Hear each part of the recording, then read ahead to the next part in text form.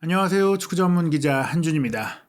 토트넘 허스퍼가 4월의 첫 일정, 안토니오 콘테 감독이 물러난 이후 첫 경기였던 2022-2023 시즌 프리미어리그 29라운드 에버튼과의 원정 경기에서 무승부를 기록하면서 4위로 다음 시즌 챔피언스리그 진출권을 확보하는 데 있어서 큰 어려움이 생겼습니다. 여전히 리그 4위를 지키고 있지만 경쟁하는 팀들이 훨씬 더 적은 경기를 치른 가운데 자력으로 토트넘이 4위를 차지할 수 없는 상황이 됐는데요. 이로 인해 최근 재계약 가능성도 있다라고 됐던 해리 케인 선수의 거취가 다시금 도마 위에 올랐습니다. 세계적인 스포츠 웹진 그리고 최근 영국 최고의 기자들을 불러 모아 운영하고 있는 디 애슬레틱 영국판에서 맨유 담당 기자 그리고 토트넘 담당 기자가 합작해서 쓴 케인 선수의 맨유 이적설 관련 최신 보도, 독점 보도가 큰 화제가 되고 있는데요. 케인 선수가 맨유로 갈 가능성이 높이 점쳐지는 가운데 대체 디 애슬레틱은 이 상황에 대해서 어떤 이야기를 하고 있는지 흥미로운 보도 내용 살펴보고 분석해드리도록 하겠습니다. 케인 선수의 맨유 이적설이 재점화되고 있죠. 에릭 텐 하흐 감독이 케인 선수를 강하게 원한다라는 믿을만한 소식통의 전언이 있고 또 케인 선수 역시 바이에른 뮌헨과도 연결이 됐지만 맨유 이적을 선호하고 있을 수밖에 없는 이유들이 공개되고 있는데요. 이 보도 내용 원문을 살펴보도록 하겠습니다.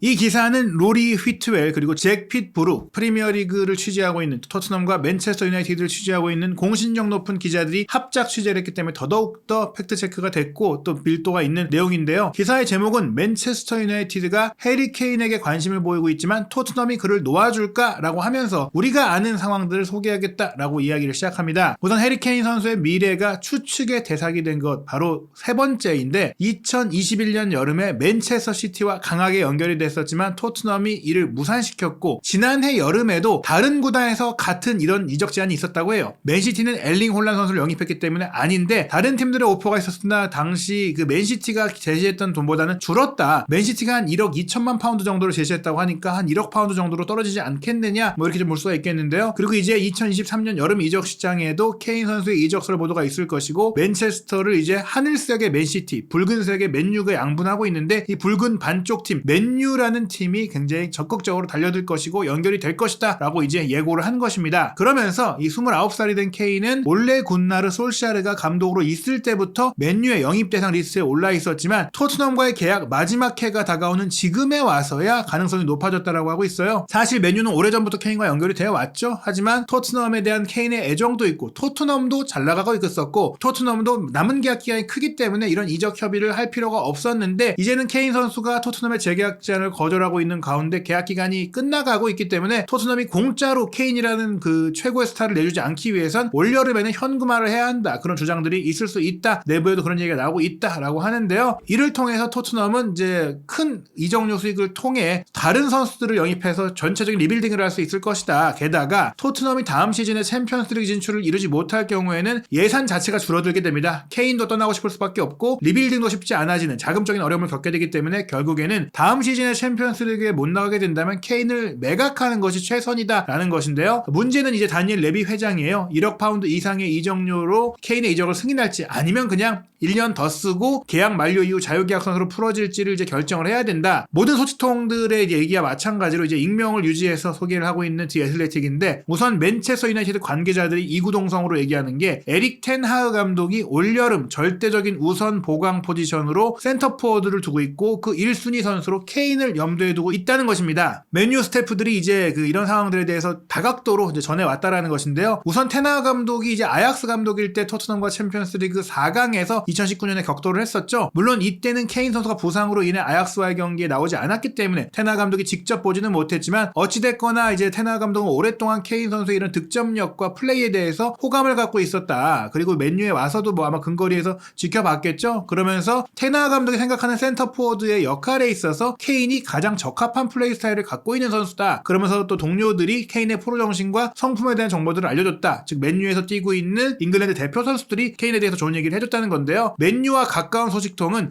맨유 구단의 많은 사람들이 케인이 맨유 유니폼을 입는 모습을 보고 싶어 한다면서 텐 하흐 감독뿐 아니라 맨유의 모든 관계자와 선수단과 스태프들이 케인 영입을 원하고 있다는 그런 얘기를 한 것인데 이 역할 스타일적인 측면에 봤을 때 최근에 베오르스트조차도 10번 자리로 내려서 쓸 수 있는 텐 하흐 감독의 전술을 보자면 왜냐하면 현재 케인이 10번과 9번의 역할을 모두 완벽하게 수행하고 있는 부분에 있어서도 전술적으로 부합하고 또 확실한 득점력과 결정력을 갖고 있다는 점에 있어서 맨유의 마지막 퍼즐 조각이 될 수 있다. 무엇보다 호날두를 내보낸 이후 최전방 공격수의 득점력, 확실한 그 결정력을 필요로 하는 테나 감독 입장에서는 다른 공격수들도 물망에 오르고 있지만 이런 10번 역할을 함께 할 수 있는 공격수가 거의 케인밖에 없기 때문에 케인을 강하게 원하고 있다라고 할 수 있겠습니다. 중요한 건 이적 시장의 상황과 자금 문제인데요. 일단 토트넘과 케인 양측이 모두 이 이적 실현 여부를 평가하기 위해 작업을 하고 있다. 케인 선수 측에서도 그렇고 토트넘 구단 측에서도 올 여름에 계획을 구성하고 있다는 것인데, 맨유 같은 경우에는 일단 프랭키 데용을 이제 테나 감독이 원했기 때문에 영입하려고 했지만 이 부분이 이제 구단 간 합의가 됐지만 선수 간의 합의가 안 되면서 무산됐고 길게 늘어지면서 미드필드 보강이 좀 어려워졌잖아요. 맨유 스태프는 이런 상황들을 반복하고 싶지 않고 그렇기 때문에 선수의 입장을 확실하게 듣고 영입을 추진할 것이다라고 하는데, 이 부분에 있어서는 충분히 어필이 될 것이다. 케인이 올 것이다.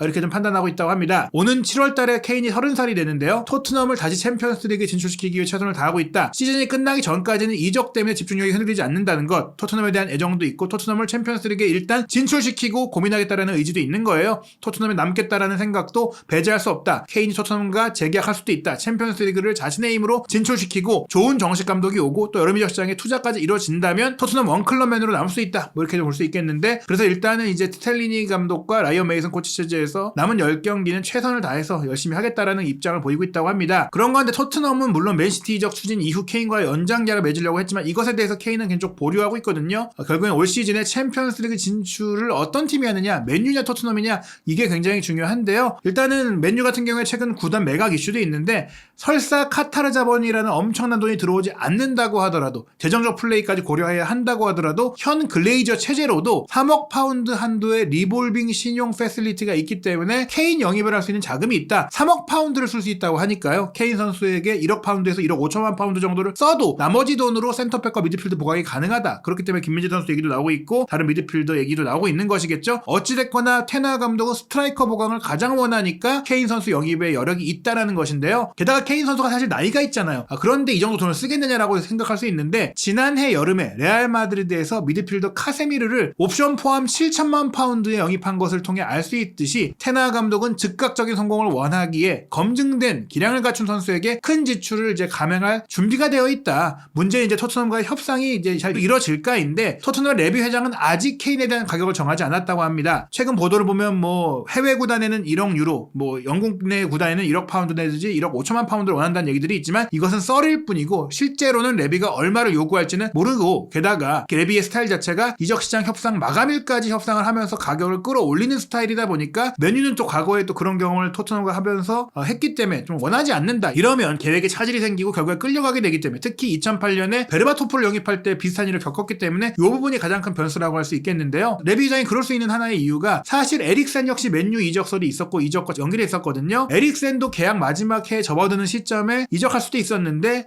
이번에는 에릭센이 나 그냥 내 연봉을 더 챙겨야지 하면서 여름에 맨유로 안 가고 1월 이적 시장에 인터밀란으로 이적을 했던 부분이 있었는데, 어찌됐거나 레비 회장이 질질 끄는 경향을 케인에게도 보일 수 있다. 2023-2024 시즌이 시작될 때까지도 이런 부분이 이어진다면 케인이 반년만 뛰고 에릭센처럼 중간에 가는 상황도 될 수 있고, 혹은 공짜로 나갈 수 있는 상황이 될 수 있는 그런 변수도 있다라고 소개한 것입니다. 한편 레비 회장은 지금 안토니오 감독의 시대가 실패로 끝나면서 큰 압박을 받고 있고, 여기에 파비오 파라티치 디렉터의 논란과 혼란까지도 있기 때문에 이런 상황 속에서 케인까지 팀을 떠나게 된다면 구단의 홍보 가치가 크게 떨어질 수가 있다. 구단의 가치 자체가 흔들릴 수가 있어서 손해를 보더라도, 이적료를 못 챙기더라도 케인을 남길 수 있다라는 것인데, 그렇기 때문에 업계에서는 레비 회장이 어떤 제안이 들어와도 케인을 팔지 않을 것이다라고 단언까지 하는 사람이 있다고 합니다. 그리고 맨유가 원하는 것은 바로 이 부분이에요. 정말 레비 회장이 그런지, 협상의 여지가 없는지, 그렇다면 케인에 목매고 있다가 이적 시장을 허비할 수 있으니 그 부분들을 확실하게 보고 그게 정말이라면 다른 옵션으로 가겠다는 겁니다. 즉 현재 맨유의 첫 번째 공격수 영입 옵션은 케인이지만 레비가 안 판다고 하면 협상을 할 수가 없잖아요. 그럴 경우 나폴리의 빅터 오시멘, 벤피카의 곤살루 하무스, 브라이튼 앤 호브 알비온의 에반 퍼거슨을 살펴보고 있다라고 하는데, 사실 오시멘 같은 경우는 비싸니까 오시멘을 영입할 경우 케인을 데려올 수 없겠지만, 하무스도 뭐 마찬가지라고 하더라도 하무스 같은 경우에 스타일의 차이가 있고, 에반 퍼거슨은 확실하게 유망주이기 때문에 혹시나 에반 퍼거슨을 데려온다면 케인을 자유이적이 될 때 다시 한번 추진할 수 있다. 뭐 이렇게도 볼 수가 있겠죠. 그런데 중요한 것은 이제 하무스는 애매하고 오시멘은 너무 비싸고, 에반 퍼거슨 같은 경우에는 이제 18세 20대 어린 나이다 보니까 이 선수가 또 완전히 주전으로 맨유에서 뛸 수 있느냐, 에반 퍼거슨도 주전 출전을 원하기 때문에 협상이 되겠느냐, 이런 변수들이 있기 때문에 지금 맨유도 남은 시즌 동안의 상황을 좀 더 살펴봐야지 최종 입장이 나올 수 있다, 이렇게 볼 수 있겠습니다. 케인 같은 경우에는 레비 회장이 이제 해외 구단으로 간다라면 조금 더 쉽게 보낼 수 있다는 얘기들이 있지만, 케인 선수 본인이 잉글랜드를 떠날지에 대한 부분에 대해서 특히 케인을 강하게 원하고 있는 바이에른 뮌헨도 확신하지 못하고 있다는 얘기가 나왔어요. 케인이 현재까지 프리미어리그 205호 골을 이제 기록을 하고 있는데, 앨런 시어러가 260골로 프리미어리그 역대 최다골을 기록하고 있으니까 55골 차잖아요. 프리미어리그에 2년 남을 경우 이 기록을 거의 새로 세울 수 있는 상황이기 때문에 해외로 갔다가 돌아올 수도 있겠지만 그것들은 장담할 수가 없어서 일단은 맨유를 가장 선호하지 않겠느냐, 그렇다라는 부분을 볼 수 있겠고요. 또 프리미어리그 내에서는 맨유 외에 첼시가 공격수가 필요하지만 첼시는 토트넘과의 런던 더비를 펼치는 라이벌이다 보니까 요건 고려하기가 어렵다. 레비 회장도 고려하지 않겠지만 케인 본인도 지금까지 토트넘에서의 유산을 훼손하고 싶지 않기 때문에 첼시는 전혀 옵션이 아닐 것이다. 게다가 첼시는 케인 선수가 원하는 것 중에 가장 큰 게 챔피언스리그 진출권인데 그것조차도 쉽지가 않다 보니까 그거부터 해결하고 나서야 케인에게 접근할 수 있을 것이다 라고 소개를 하면서, 현 시점에서 케인 선수가 만약에 토트넘을 떠날 경우에는 맨유가 최우선 옵션이고 그 다음 정도가 바이에른 뮌헨이다, 이렇게 좀 볼 수 있는 상황입니다. 토트넘 같은 경우에는 지금 새로운 감독을 정하는 부분 역시 케인 선수의 거치와도 연결이 되고 있어요. 2021년 여름에도 새로운 감독을 물색하면서 케인의 역할, 케인의 심중을 좀 살피고 있었어요. 문유 감독에 대해서 케인 선수가 굉장히 만족을 했었고, 그 뒤에 콘테 감독이 온 것에 대해서도 우승을 노리는 케인 선수 입장에서는 반겼던 일인데, 지금 콘테 감독이 실패를 하는 가운데 어떤 성향의 감독이 올 것이냐, 프로젝트형 감독이 올 경우에는 케인 선수가 오히려 좀 우승을 하고 싶기 때문에 그런 부분들에 대해서 꺼릴 수가 있어요. 프로젝트형 감독이면서 우승할 수 있는 그런 감독이 와야 될 텐데, 그런 부분들이 이제 토트넘의 향후 운영에도 분명히 영향을 미칠 겁니다. 어찌됐거나 이제 케인은 토트넘을 떠나고 싶다면 정문을 통해 떠나겠다, 즉 그대로 나가겠다, 얘기를 원만하게 하고 가겠다, 논란 없이 싸우면서 태업 속에 이런 그런 2021년 여름 같은 일이 아니라 확실하게 깔끔하게 정리하고 가겠다라는 얘기인데요. 일단은 그래도 장기적인 관점에서 어렵다고 합니다. 올 여름이 되면 분명히 협상의 주도권을 케인이 가져갈 것이기 때문에 현 시점에서는 최소한 이런 여름이나 1월 마지막 순간까지도, 케인이 토트넘과 계약이 끝날 순간까지도 연장 계약을 하진 않을 것이다. 남더라도 그 시간을 다 보내고 확실하게 주도권을 갖고 있는 상태에서 보낼 것 같은데, 1차적으로 중요한 것은 올 시즌에 토트넘에서 좋은 성적을 내는 거예요. 토트넘이 챔피언스리그 진출권을 딸 수 있도록 최선을 다해서 본인의 선택지를 늘리고 싶은 것인데, 챔피언스리그에 못 나간다면 사실상 이적을 할 수밖에 없고, 그럴 경우엔 조금 이제 진통을 겪을 수밖에 없기 때문에 우선 토트넘이 올 시즌을 잘 마무리하는 것, 케인이 원하는 것일 것 같습니다. 손흥민 선수에게도 이런 부분들은 굉장히 중요할 것 같은데요. 케인의 거치, 토트넘의 챔피언스리그 진출권 성공 여부, 그리고 손흥민 선수의 거치까지 연결된 토트넘의 올 시즌 마지막 9경기 너무나 중요한 상황인데요. 과연 토트넘의 운명은 어떻게 될 것인지, 그리고 이 상황은 손흥민 선수의 커리어 앞날에도 어떤 영향을 미치게 될 것인지 한준TV에서 2022-2023 시즌 토트넘의 마지막 9경기에 대한 소식도 확인하시기 바랍니다.